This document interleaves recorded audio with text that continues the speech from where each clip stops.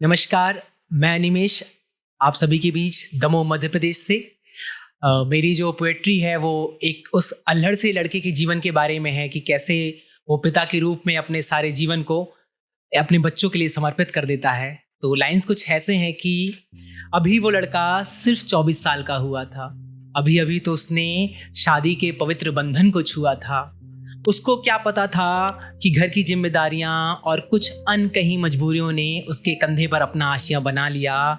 उस अनजान और मासूम से लड़के को एक जिम्मेदार इंसान बना दिया। अभी तो उस लड़के ने इस दुनिया को देखा और इसमें जीना सीखा था। अनजान था वो जीवन के संघर्ष में कितना खून पसीना था। अब तक तो एक नन्ही सी जान ने उसका दामन थाम लिया, उसको इस दुनिया में पापा बनने का सुकून दिया। अब तो इस बच्चे में उस लड़के की सारी दुनिया समा रही थी। बच्चे को सारी खुशियां मिले, उसकी ये चाहत अपने पंख फैला रही थी। इस चाहत को लेके वो लड़का एक नई दिशा में चल दिया। कुछ थे उसके भी सपने जिसको अब उसने कुचल दिया। क्या दुख नहीं था उसको अपने सपनों के कुचले जाने का, पर अब समय नहीं था उसके पास अपने दुख पर आंसू बहाने का। इस बच्चे की खुशी के लिए उसने अपने सपनों को बलि चढ़ा दिया। और किसी ने पूछा कि क्या हुआ, तो उसने हंसते हंसते इस दुख को भी छुपा दिया। वो लड़का जो झुकता ना था किसी के सामने, अब समय के सामने उसने भी अपना सर झुका दिया। अपने बच्चे को एक सफल इंसान बना सके, इसके लिए उसने सब कुछ भुला दिया। अब तो हर दिन उसके लिए बहुत ही छोटा होता था। न जाने कितनी मेहनत वो करता और न रात में ठीक से सोता था। हर खुशी वो अपने बच्चे को देना चाहता था और इसी ख्वाहिश को लेकर हर सुबह से रोज काम पे निकल जाया करता था। रात को जब वो वापस आता तो कितना दर्द छुपाता था, कितनी परेशानियां हैं उसको किसी को न बताता था। हर दिन नई नई परेशानियों से अकेले लड़ता जाता था। उसकी परेशानियों की किसी को भनक न लगे, इसमें पूरी जी जान लगाता था।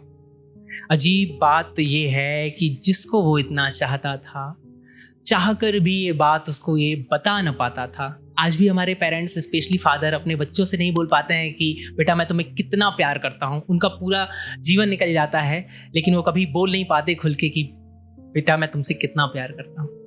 अपने ब्रश से लेके अपने कपड़ों तक हर चीज में कॉम्प्रोमाइज करता जाता था। अपने बच्चों की ख्वाहिश को पूरा करने के लिए हर परिस्थिति से वो लड़ता जाता था। जब कभी परिवार पर संकट का बादल छा जाता था, उम्मीद की किरण बनके वो इंसान सबसे आगे आ जाता था।